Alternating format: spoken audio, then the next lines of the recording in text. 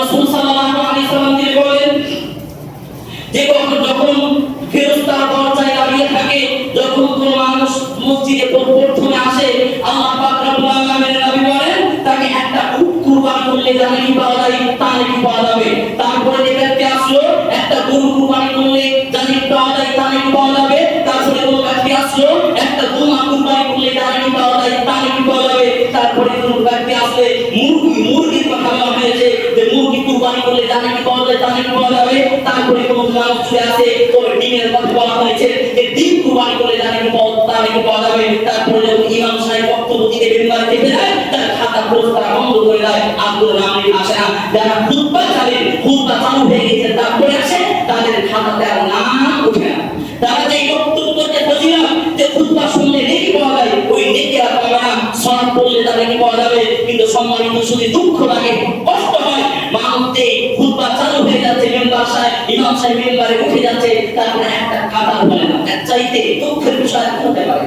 আবার মানুষ লাস্টে আসবে, যখন বক্তব্য চালু হবে তখন মানুষ বের করে ঢুকবে, 5 মিনিট 2 মিনিট বাকি রয়েছে, মানুষ দৌড়ে এসে বক্তব্য দিচ্ছে, ঢুকবে মসজিদে। এর চাইতে দুঃখের বিষয় কি হতে পারে? আরে সারা বছর তো আপনি করছেন ব্যবসা, সারা দিন তো ব্যবসা করছেন, এই জুমার দিন তো ফজিলত দিবেন।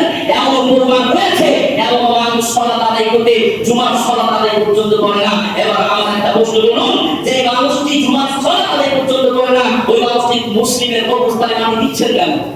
এর জন্য করে ওই ব্যক্তি মরলে বলে ইমাম সাহেব একটু খবর দিয়ে দেন না, ওই ব্যক্তি মারা গেছে, আর ওই বেটা জীবনেই জুমার সালাত আদায় পর্যন্ত করে। আমার সাথে মুসলিম মনে করেন, আপনার বলে মুসলিম, আর ইমাম সাহেবকে দিয়ে জানাজা সালাত আদায় করে, ওই তো জিন্দেগিতে সালাত আদায় করেনি, জুমার নামাজ পর্যন্ত সে ছেড়ে দিয়েছে। আমার তাকে মুসলিম দাবি করেন, আমার তার বেটির বিয়ে হলে বলুন সাহেব বিবাহটা পড়িয়ে দেন, আমার তার বেটা মারা গেলে বলুন সাহেব তার আমাদেরটা পড়িয়ে দেন। একটা দুঃখের বিষয় কি হতে পারে? রাসূল সাল্লাল্লাহু আলাইহি ওয়াসাল্লাম বলেন, কোন মানুষ যদি পরস্পর তিনটি জুমা ছেড়ে যায়, তবে সেই মুনাফিক মুশরিক হয়ে যায়।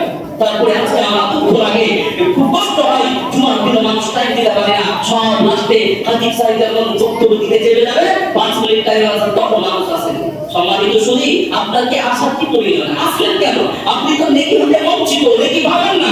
কারণ ফেরেশতারা খাতা বন্ধ করে দেন, ফেরেশতারা খাতা বন্ধ করে দেন, নেকি আপনিকে হয় না, আপনার নাম তার খাতাতে পড়লো না। তারপরে মানুষ ব্যবসা করতে করতে অনেক মানুষ হয়েছে, যে দোকান চালাচ্ছে, যখন দেখছে 12টা বন্ধ, দেখছে মন্দির আজান দিয়ে দিয়েছে, তখন সেই সময় আসে,